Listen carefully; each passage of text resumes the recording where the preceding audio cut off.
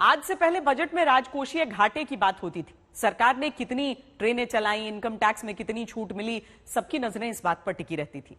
लेकिन इस बार देश के 10 करोड़ से ज्यादा लोग वित्त मंत्री के मुंह से क्रिप्टो करेंसी को लेकर सरकार की सोच सुनना चाहते थे। क्रिप्टो करेंसी पर महीनों से चली आ रही भ्रम और अनिश्चितता को वित्त मंत्री ने आज साफ करते हुए डिजिटल एसेट्स से होने वाली कमाई पर टैक्स लगाने का ऐलान कर दिया। दस्तक के इस हिस्से में आज हम आपको क्रिप्टो को समझाने की कोशिश करेंगे, ये जानने की सरकार के आज के निर्णय का क्रिप्टो के निवेशकों के लिए मतलब क्या है।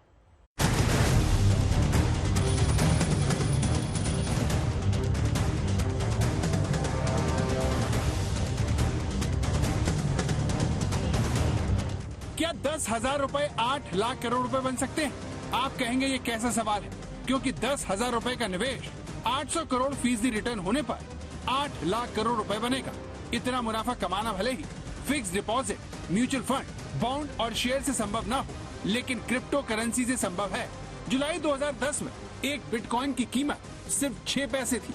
अगर आपने उस वक्त बिटकॉइन में 10,000 रुपए लगाए होते तो पिछले साल नवंबर में जब बिटकॉइन अपने उच्चतम स्तर पर था, तब आपका निवेश बढ़कर 8 लाख करोड़ रुपए का हो गया होता। यानी करीब 10 सालों में आपके 6 पैसे 8 लाख करोड़ रुपए बन गए होते। यानी मुनाफा ऐसा कि छप्पर फाड़ के जैसे मुहावरे भी कम पड़ जाते।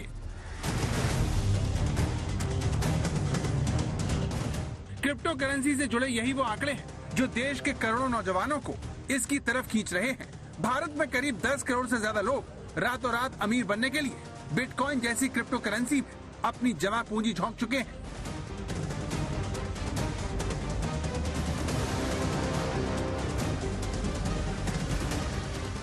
इसीलिए इस बार के बजट में सिर्फ महंगाई, रोजगार और इनकम टैक्स को लेकर ही लोगों में उत्सुकता नहीं थी। क्रिप्टो की वजह से करोड़ों नौजवान सुबह से ही टीवी खोलकर ये सुनने को बेकरार थे कि सरकार क्रिप्टो को लेकर आखिर सोचती क्या है।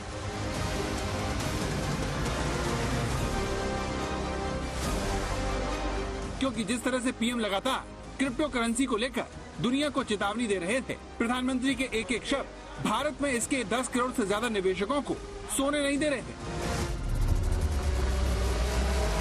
Cryptocurrency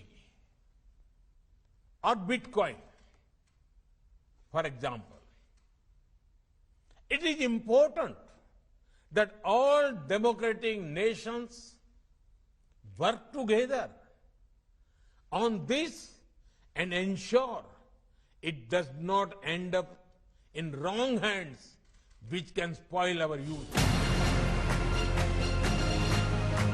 सरकार से आने वाले ऐसे सख्त संदेशों के बीच क्रिप्टो के निवेशकों को बजट का बेसब्री से इंतजार था, जिसमें वित्त मंत्री ने क्रिप्टो के करोड़ों निवेशकों की मन की बात करते हुए इससे जुड़ा सबसे बड़ा ऐलान किया।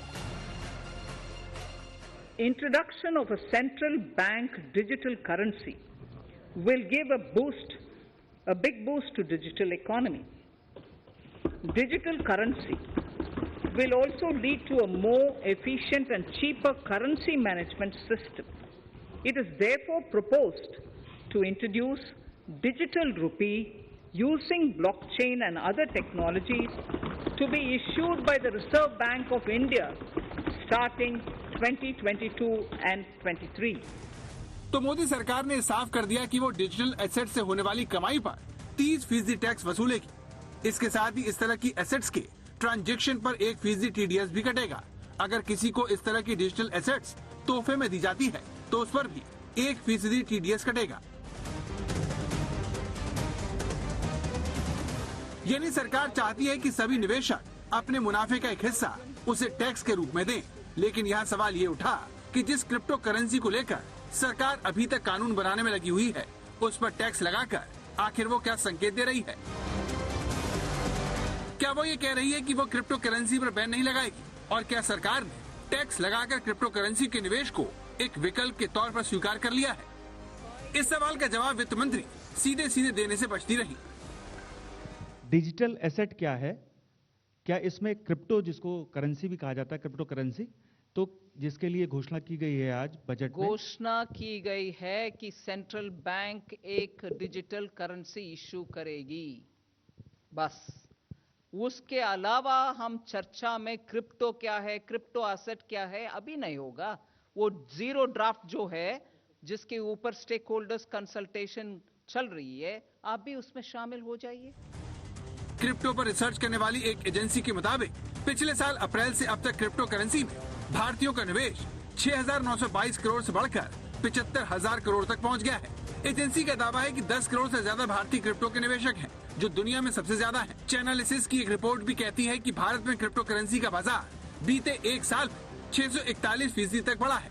रिपोर्ट में कहा गया है कि $10 मिलियन से अधिक मूल्य के बड़े संस्थागत लेन देन में से 42% ट्रांजैक्शन भारत में हुए हैं। सरकार जितना ज्यादा इसके ऊपर बात करेगी, आई थिंक उतना ज्यादा इन्वेस्टमेंट जो है वो उतनी ज्यादा होगी, क्योंकि कि जब भी सरकार या कोई भी रेगुलेटरी बॉडी किसी भी नई करेंसी या किसी भी नई चीज के ऊपर बात करती है, तो उससे जो जागरूकता है वो ज्यादा फैलती है। आपके और हमारे बात करने से शायद उतना फर्क नहीं पड़ता है एक आम जनता को, जितना कि अगर भारत का फाइनेंस मिनिस्टर अगर कोई स्टेटमेंट किसी चीज के ऊपर देता है तो जनता उसको और यही वजह है कि पिछले एक साल में जब से इंडियन मीडिया ने क्रिप्टो करेंसी के ऊपर बात करना चालू किया है, इंडियन पॉलिटिशियंस ने क्रिप्टो करेंसी के ऊपर बात करना चालू किया है, क्रिप्टो के अंदर जो भारत से जो इन्वेस्टमेंट है जो हमने ऑब्जर्व किया है वो कई गुना बढ़ा है।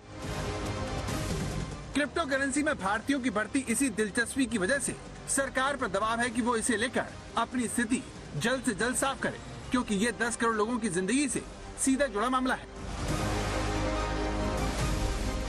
आज तक ब्यूरो।